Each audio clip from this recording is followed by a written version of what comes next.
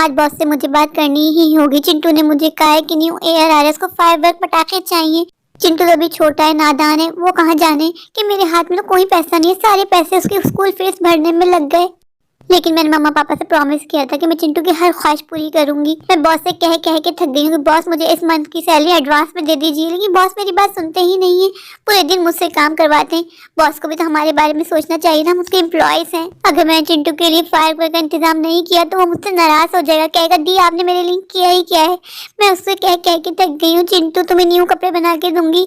ये बात कहे हुए भी मुझे 3 मंथ हो गए, मेरे पास सैलरी इतनी बची नहीं रही कि मैं उसको न्यू कपड़े बना के दूं। रोज चिंटू की नई फरमाइश आ जाती है, कब से पीछे लगा हुआ दीदी मुझे साइकिल दिलाओ। मेरे सारे फ्रेंड्स के पास साइकिल है, मेरे पास साइकिल नहीं है।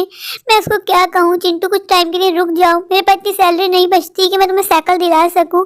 अब जब से न्यू ईयर आने को है उसने मुझसे नई फरमाइश कर दी कि दीदी मुझे नहीं पता, मुझे फायरवर्क चाहिए, मुझे पटाखे चलाने अपने फ्रेंड्स के साथ। आज तो मेरे पास ऑफिस जाने के लिए बस का भी किराया नहीं है, मुझे पैदल ही जाना होगा। अरे यार, फिर रिया का सामना करना पड़ेगा। जब भी मिलती है टॉन्ट मारती है, जिया कहाँ जा रही हो? बस ऑफिस जा रही थी।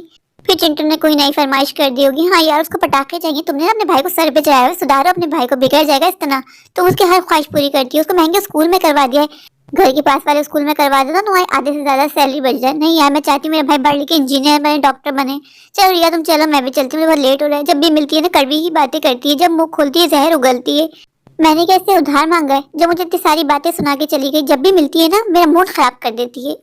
इतनी कोशिश करती हूँ कि मैं रिया से सामना ना हो, लेकिन कहीं ना कहीं टकरा ही जाती है। मैंने मम्मी पापा से प्रॉमिस किया था कि मैं चिंटू की हर विश पूरी करूंगी। अगर मैं चिंटू की विश पूरी नहीं करूंगी तो कौन करेगा? मेरे अलावा चिंटू का है ही कौन? ये बात दुनिया वाले नहीं जानते।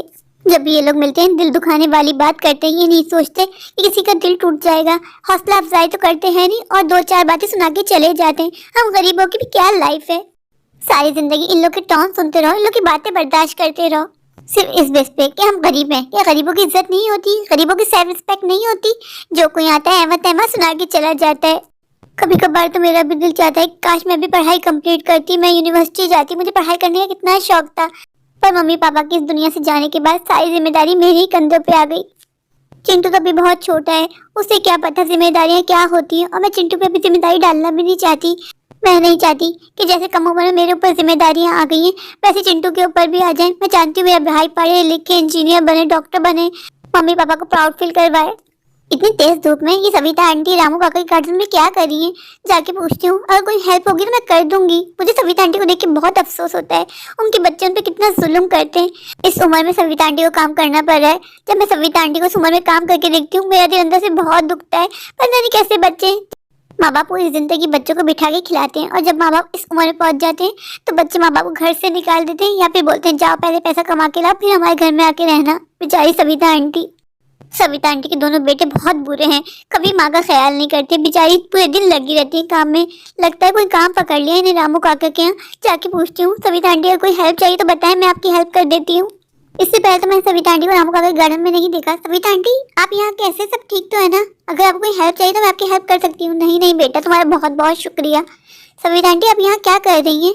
बेटा अब तुम्हें क्या बताऊँ, मुझे पैसों की बहुत सख्त जरूरत थी तो मैंने यहाँ जॉब कर ली है। सविता आंटी इस उम्र में आप काम करेंगी? बेटा उम्र का क्या है, जब इंसान को पैसों की जरूरत होती है तो घर से निकलना पड़ता है। आंटी आपके दोनों निकम्मे बेटे करते क्या है? हर वक्त मैंने उनको घरों में ही देखा है। बेटा अब क्या कहूँ, जब बच्चे नहीं कमाएंगे तो माँ बाप ही काम करेंगे ना, भूखे तो नहीं मरेंगे ना। आई एम सॉरी आंटी, पर मैं आपको इस तरह नहीं देख सकती। मुझसे देखा ही नहीं जाएगा कि आप इस उम्र में ऐसे काम करें। मुझे तो आपके बेटों पे गुस्सा आ रहा है। जी चाहे घर जाऊँ उनकी क्लास लूँ। नहीं नहीं बेटा, उनको कुछ मत बोलना, उनको लगेगा मैंने तुमसे शिकायत की है। किसी ने बिल्कुल ठीक कहा है, दूसरों को दुख में देखो तो अपना दुख बहुत छोटा लगने लग जाता है। चलते चलते मेरा जूता भी फट गया, एक और खर्चा आ गया।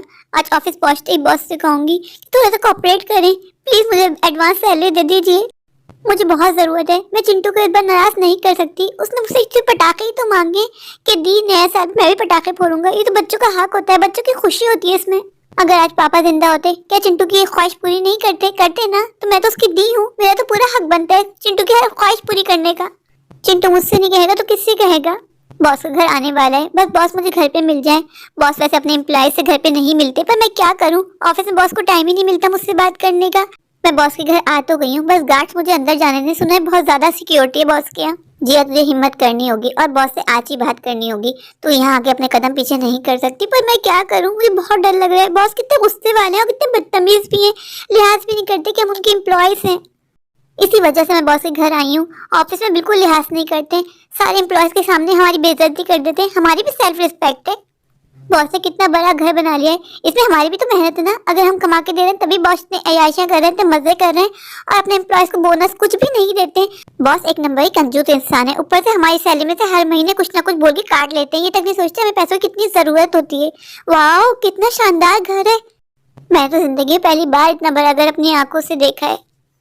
बॉस के घर में कितना बड़ा पूल है, बॉस के घर में वाटरफॉल भी लगा है। वाह ऐसा लग रहा है मैं किसी और दुनिया में ही आ गई हूँ। जी मुझे मिस्टर रायचंद से मिलना है, वो मेरे बॉस हैं, प्लीज उनको बुला दीजिए, मुझे उनसे बहुत जरूरी बात करनी है।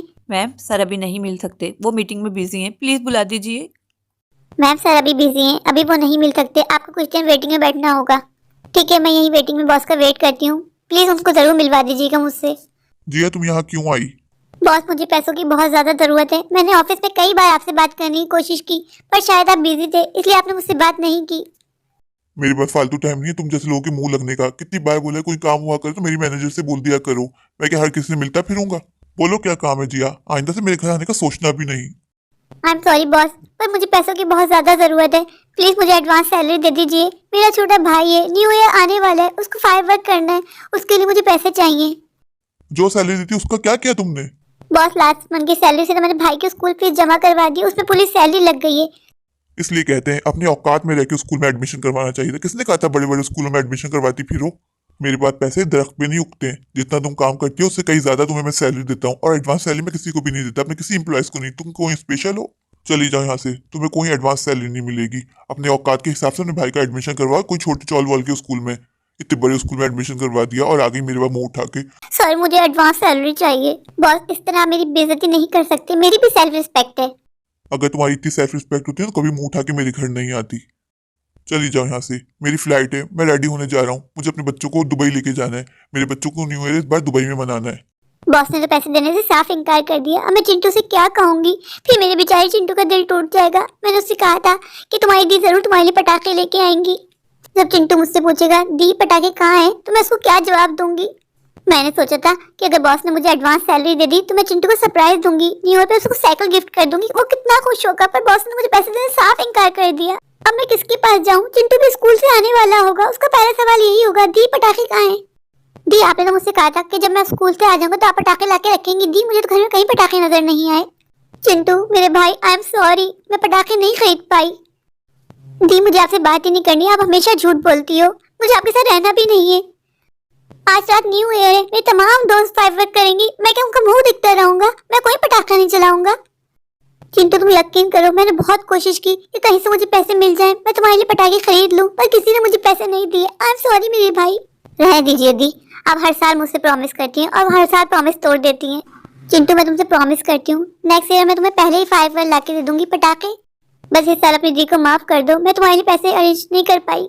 दी बस रहने दें, आप कभी अपना प्रॉमिस पूरा नहीं करती हैं। अगर मम्मी पापा होते ना तो मुझे यूं आपसे कहना नहीं पड़ता। मम्मी पापा होते तो मेरी हर ख्वाहिश पूरी होती, मेरी हर बात मानी जाती। दी मैं जा रहा हूँ, मुझे आपसे बात ही नहीं करनी। आप हमेशा झूठ बोलती हो, आप एक नंबर की झूठी और झूठी। चिंटू रुको, मेरी बात तो सुनो। चिंटू सुनो, चिंटू खाना तो खा लो। चिंटू भी ना नाराज हो जाता है छोटी छोटी बात पे। ये भी बच्चा है ना, समझता नहीं है। इसने कुछ खाया भी नहीं और खाली पेट चला गया। हम गरीबों की भी क्या जिंदगी है। कोई हमारी मजबूरी नहीं समझता, हर कोई बस हमारी मजबूरी का फायदा उठाता है। मेरे प्यारे प्यारे व्यूअर्स, अगर आपको मेरी आज की ये स्टोरी अच्छी लगे तो प्लीज मेरे चैनल को लाइक कीजिए, अपने दोस्तों के साथ शेयर कीजिए, और हाँ मेरे चैनल को सब्सक्राइब करना बिल्कुल मत भूलिए। अगर आप लोग मेरे चैनल पर नए हैं और अभी तक मेरे चैनल को सब्सक्राइब नहीं किया तो प्लीज जाके मेरे चैनल को सब्सक्राइब कर दीजिए और बेल आइकन को दबा दीजिए, ताकि मेरी हर आने वाली वीडियो आप तक पहुँच सके। मुझे सपोर्ट कीजिए, ढेर सारा प्यार दीजिए। Thank you.